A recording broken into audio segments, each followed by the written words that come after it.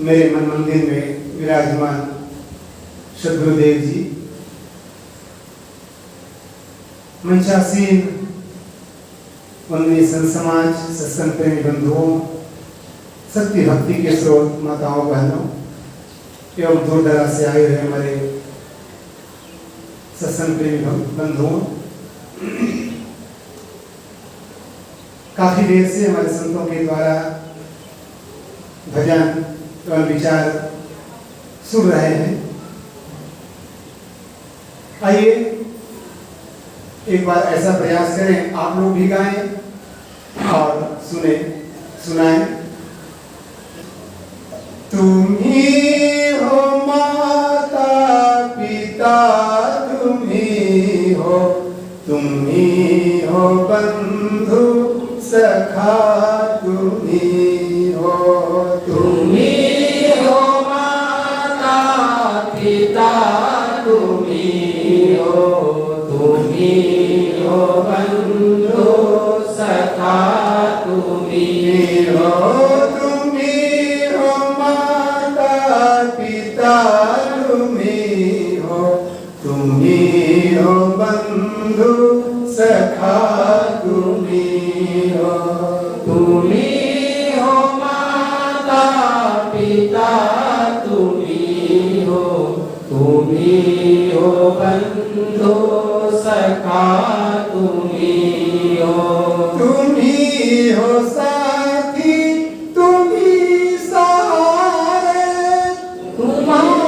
हो साथी, तुम ही सहारे, तेरे सिवा ना कोई हमारे, तेरे सिवा ना कोई हमारे, तुम ही हो नैया, तुम ही खेवैया, तुम ही हो नैया, तुम ही खेवैया, तुम ही हो बंधु सखा, तुम ही हो माता पिता, तुम ही हो बंधु सखा, तुम ही हो माता पिता, तुम ही हो बंधु सखा, तुम ही हो माता पिता, तुम ही हो बंधु सखा, तुम ही हो जो खिल सके ना वो फूल हम हैं, तुम्हारे चरणों की धूल हम हैं, जो खिल सके ना वो फूल हम हैं, तुम्हारे चरणों की धूल हम हैं, दया की दृष्टि सदा ही रखना, दया की दृष्टि सदा ही रखना, तुम ही हो बंधु सखा, तुम ही हो दया की दृष्टि सदा ही रखना, तुम ही हो बंधु सखा, तुम ही हो माता पिता, तुम ही हो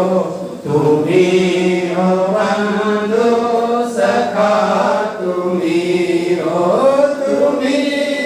माता पिता, तुम ही हो बंधु सखा, तुम ही हो बंधु सखा, तुम ही हो बंधु सखा, तुम ही हो। बोलिए सद्गुरुदेव की जय।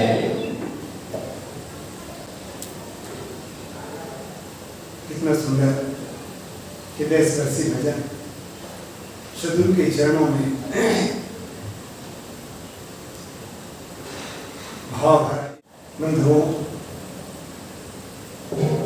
जीवन का जो दो जन्म होता है, पहला जन्म देने वाला माता पिता जिन्होंने हमें शरीर दिया, दूसरा जन्म देने वाला गुरु जिन्होंने हमें ज्ञान दिया, जिन्होंने हमें धर्म के रास्ता में, सत्य के रास्ता में, अध्यात्म के रास्ता में जीने का ढंग दिया, उसको कहते जीवन दान। एक ने दिया शरीर दान, शरीर दिया वो माता पिता। दूसरा है जिन्होंने जीवन दिया। सबसे बड़ा ज्ञान होता है दुनिया में कि आत्मज्ञान। कोई धन का दान करता है, कोई कपड़े का दान करता है, कोई अन्न का दान करता है, कोई नेत्र दान करता है, कोई खून का दान करता है और कोई जमीन का दान करता है। आश्रम के लिए, हॉस्पिटल के लिए, स्कूल के लिए कोई जमीन का भी दान कर देता है। लेकिन सभी दानों में ज्ञान दान सबसे ऊंचा दान माना गया है। यदि हमें ज्ञान का दान नहीं मिलता है सदगुरु के द्वारा, तो हमारा सारा धन धूल के समान है।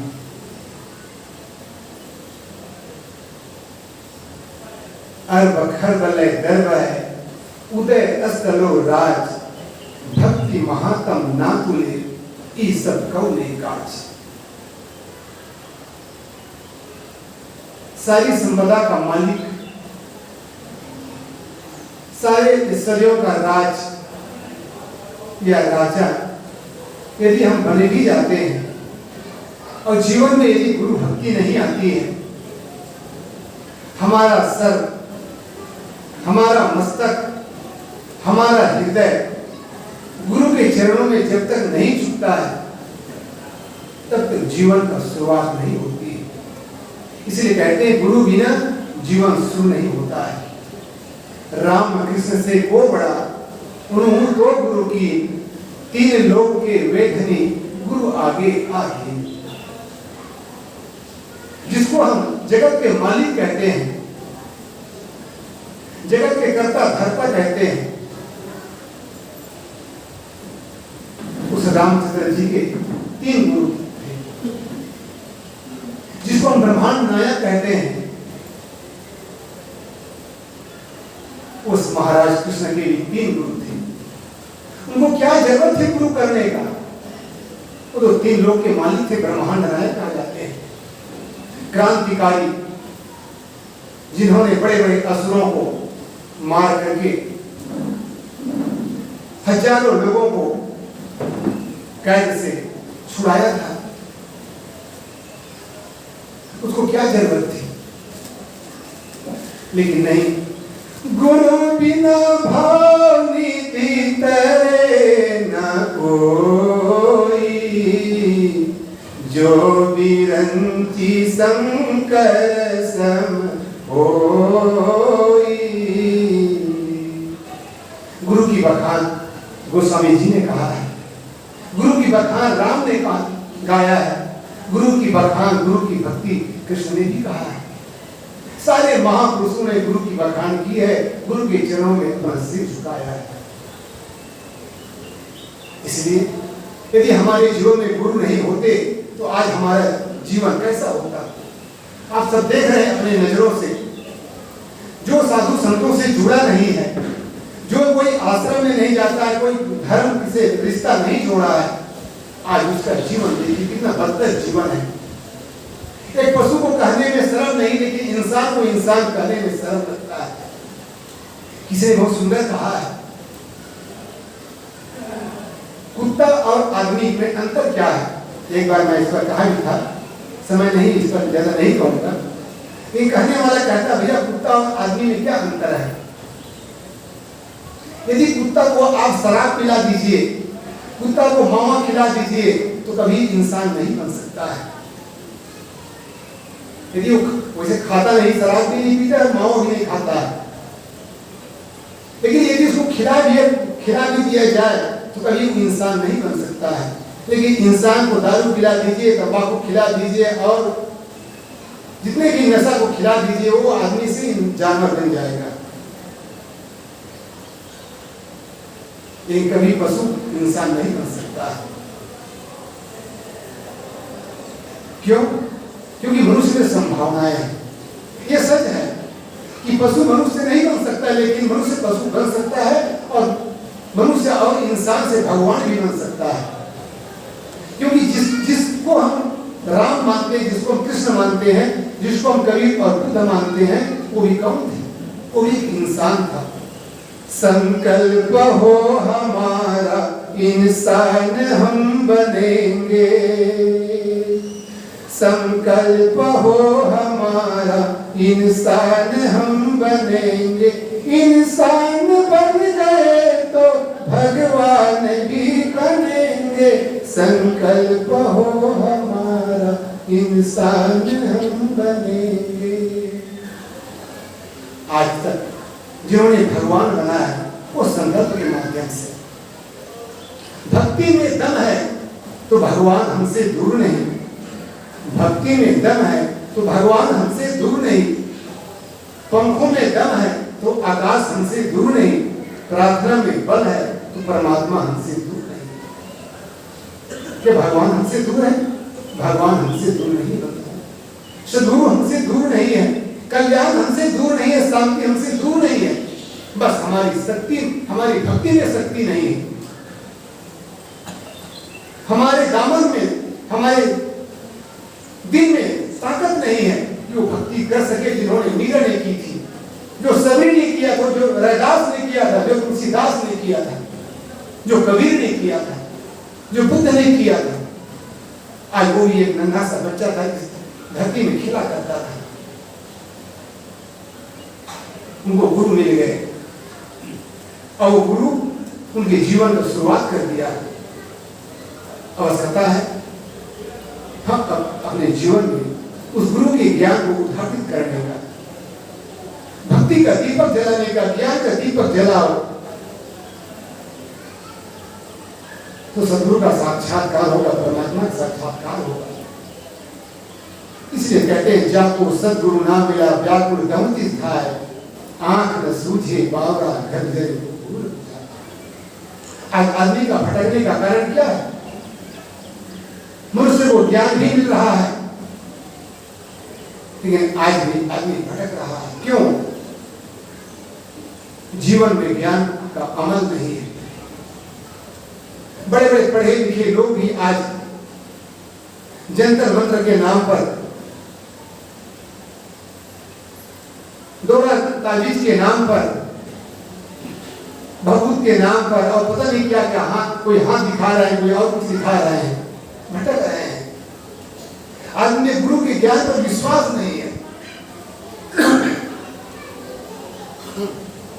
जिस आदमी को गुरु के ज्ञान पर विश्वास नहीं होता है वो आदमी सत्य में भटकता है। और जो आदमी गुरु की बात नहीं मानता वो गधे की बात जरूर मानता है। ये सच है। जो आदमी गुरु की बात नहीं मानता वो गधे की बात मानता है। कैसे? एक बार की बात है, घटना याद आ गई। एक आश्रम था।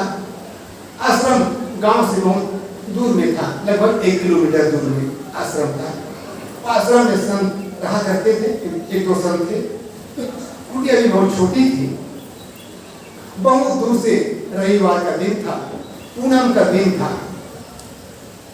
बॉम्बे से भक्त आए, अपने प्राइवेट साधन से 4 व्हीलर में आए। संत को बड़ा खुशी हुई, अरे भक्त आज बहुत दिन के बाद आए, आओ आओ बैठो। आओ भगत हुआ, आदर सत्कार हुआ, खाना पीना हुआ। रात बीती, दूसरा दिन भक्त ने कहा गुरु जी अब जाना चाहते हैं। अरे बहुत दिन के बाद आए हो, वो इतने दूर से आए हो, एक दिन में क्या होता है, थोड़ा 2-4 दिन और रुक जाओ। नहीं गुरु जी अब जाना होगा। क्योंकि क्या होता है, जब आदमी आश्रम में आता है तब घर की याद आती है, और जब घर में रहते तो आश्रम की याद आती है। तो आश्रम में जाना चाहिए। आश्रम में आते लोग, यहाँ भी कई लोगों का एहसास है, अनुभव है जब यहाँ आते हैं, यहाँ की हवा, यहाँ की छटा देख करके लगता है वाह साहब क्या आश्रम है, मजा आ गया, बड़ा शांति मिल रही। 2-4 दिन रुक जाओ भाई, कहाँ साहेब, कहाँ रुक सकते हैं। आने के समय तो अच्छा लगता है, 2-4 घंटा होता है, घर की याद आती है, ये सबकी दशा होती है। तो भगत एक रात रुके, जाने की याद आई घर की, उस समय कहते गुरु जी आप घर जाना चाहते हैं। गुरु जी ने कहा रुक जाओ, एक रात और रुक जाओ, आज भर तो कम से कम रुक जाओ, बहुत दिन के बाद आए, बहुत दूर से आए हो। नहीं गुरु जी जाना ही पड़ेगा, जाना ही पड़ेगा, घर से फोन आ रहा है।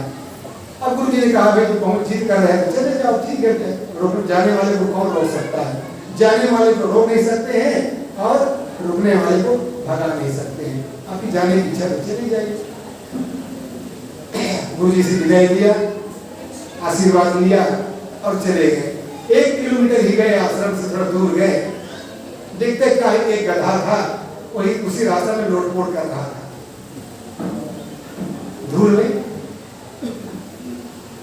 उन्होंने देखा अरे तो गड़बड़ हो गया, क्या हो गया, तो गधा तो रास्ता में लोटपोट कर रहा है, ये तो आगे जाना अशुभ है। फिर गाड़ी अपना मोड़ लिया, गुरु जी के आश्रम में फिर आ गया। गुरु जी दूर से देखा अरे क्या हो गया, अभी तो भगत जा रहे थे, फोन आ गया, रोकने पर भी नहीं रुक रहा था, कैसे क्या हो गया। गाड़ी खड़ा किया, फिर अंदर आया, गुरु जी से फिर प्रणाम किया। गुरु जी ने कहा अरे क्या हो गया, अभी तो जा रहे थे। गुरु जी क्या करे, जा तो रहे थे, लेकिन पीछे रास्ते में गधा आ गया। तो गधा के क्या हो गया, गधा जो रास्ते में लोटपोट कर रहा था, तो रास्ता अशुभ हो गया। अब अशुभ में जाना, रास्ता तय करना ठीक नहीं है। गुरु जी ने कहा बेटा गुरु के नहीं मानो, गधा की तो बात मानोगे, गुरु की बात नहीं मानोगे तो गधा की बात तो मानोगे। आज हम सभी क्या कर रहे हैं, गधे की बात मान रहे हैं। एक गधे कौन है, जो हमें धर्म के रास्ता से, सत्य के रास्ते से भटकाते हैं। कोई डॉक्टर ने कहा तबियत खराब हो गई, डॉक्टर ने कहा अंडा खाना पड़ेगा तो तुम्हारी तबियत ठीक हो जाएगी, मुर्गी खाना पड़ेगा, मछली खाना पड़ेगा, विटामिन प्रोटीन मिल जाएगा। और उसे वहां गया, डॉक्टर ने कहा साहब खाना ही पड़ेगा। कई ऐसी बातें होती है, ओझा दागा के चक्कर में पड़ जाते हैं, कोई हाथ दिखाने लग जाते हैं, कोई घर में कोई पंडा पुजारी को बुला करके पानी छिड़काते हैं। कोई किसी ने कह दिया तुम्हारे घर में ग्रहण लगा हुआ है या वास्तु शास्त्र में कोई गड़बड़ी है, कोई वास्तु शास्त्र को बुला लिया, पंडा पुजारी को बुला लिया, पूजा पाठ करा रहे हैं, घर को शुद्ध करा रहे हैं। अब छत को बदल दिया, सीढ़ी को तोड़वा दिया, कमरा को बदल रहा है, कोई दरवाजा को बदल रहा है, कोई खिड़की को तोड़ फोड़ रहा है। यह है गधा की बात मान करके। इसलिए गुरु की बात मानो, जो सच्चा गुरु है। इसलिए साहिब ने कहा जाको सदगुरु ना मिला व्याकुल बन किसका। जिसको सच्चा सदगुरु नहीं मिलता है, आज आदमी दुनिया में भटक रहा है। पढ़ा लिखा है, डॉक्टर भी है, वकील भी है, क्लर्क भी है, इंजीनियर भी है, सब कुछ है, लेकिन क्या है, बोध नहीं है, सच्चा ज्ञान नहीं है। इसलिए आइए हम भी उस सदगुरु के ज्ञान को जीवन में अमल करें और अपने अंदर में बैठे हुए मान्यता है, अंधविश्वास है, उसको दूर करें, तभी गुरु पूर्णिमा मनाने की सार्थकता हो। नहीं तो बस आए पिए मिले, हाय हेलो किए, हाल चाल एक दूसरे का पूछ लिया कैसे हो भाई, बस मजे में चकाचक है, ये अंदर में देखो धकाधक हो रहा है। इसलिए जड़ता को त्यागना पड़ेगा और सच्चे सदगुरु के बात को अपने जीवन में अमल करना पड़ेगा। हमें सदगुरु संतों ने सही मार्ग बताया है। इसलिए आज तक हम भटके गलत रास्ते में चल रहे गलत लोगों की बात सुन रहे थे, लेकिन आज से संकल्प ले, आज गुरु पूर्णिमा है, इसलिए आज से संकल्प ले, आज हम सब सदगुरु के बताए हुए सच्चे मार्ग पर चलेंगे, धर्म के रास्ते पर चलेंगे और जो भी हमारे अंदर कुछ दोष थे, दुर्विचार थे, अंधश्रद्धा थी, उसको आज से छोड़े और अपने जीवन को धर्म के रास्ते पर चले, अच्छा रास्ते में लगाए और जो भी अपने अंदर बुराई है उसको त्याग का संकल्प ले, तो हम भी इंसान से भगवान बन सकते हैं। जैसे भगवान कबीर बने, महावीर बने, बुद्ध बने। यही साधु गुरु का संदेश है, उपदेश से निर्देश है। जब मैं कहते हुए अपनी वाणी को यहीं पर विराम देता हूँ और आप सबको धन्यवाद देता हूँ। इस महापर्व में आप सब आए, अपने बाल बच्चों को लाए, इसके लिए बहुत बहुत धन्यवाद। ऐसे ही आप सब आते रहे, गुरु संतों से प्रेम लगाए रहे तो हमारी जीवन सफल हो जाएगा।